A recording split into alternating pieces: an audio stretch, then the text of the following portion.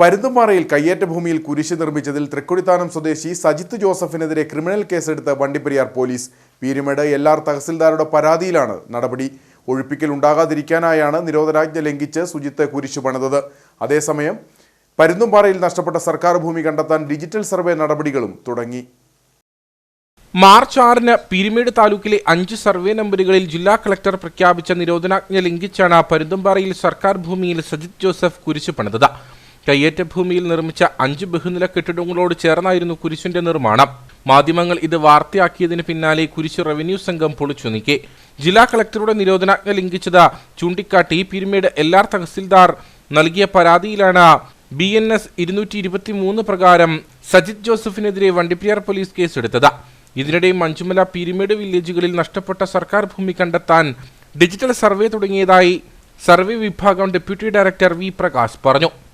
പ്രധാനമായിട്ടും മഞ്ചുമല വില്ലേജിൽ 10,098 ഹെക്ടറോളം മുൻ സർവേ 441 ഉൾപ്പെട്ട് വരുന്ന പുറമ്പോക്കാണ്.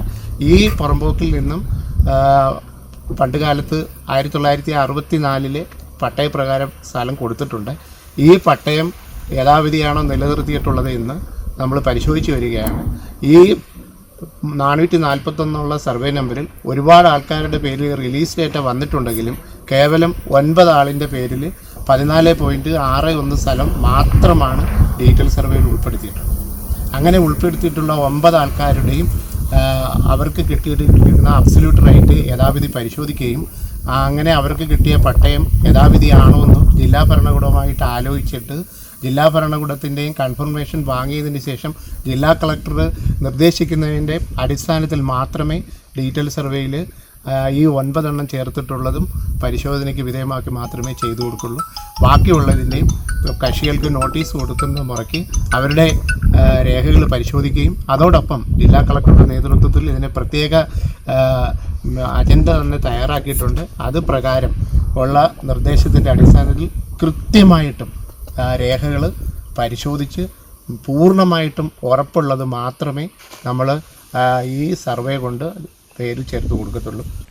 പരുന്തുംപാറയിലെ അന്വേഷണത്തിന്റെ പുരോഗതി എല്ലാ ദിവസവും ജില്ലാ കളക്ടർ നേരിട്ട് വിലയിരുത്തുന്നുണ്ട്. പരുന്തുംപാറയിലെ ഭൂമിയുമായി ബന്ധപ്പെട്ട അന്വേഷണം ഒരാഴ്ചയ്ക്കകം പൂർത്തീകരിച്ച റിപ്പോർട്ട് സമർപ്പിക്കാൻ റവന്യൂ മന്ത്രി K. രാജു നിർദ്ദേശം നൽകി. ജില്ലാ കളക്ടർ നിയോഗിച്ച 15 അംഗ സംഘത്തിന്റെ പരിശോധനയും മേഖലയിൽ തുടരുകയാണ്.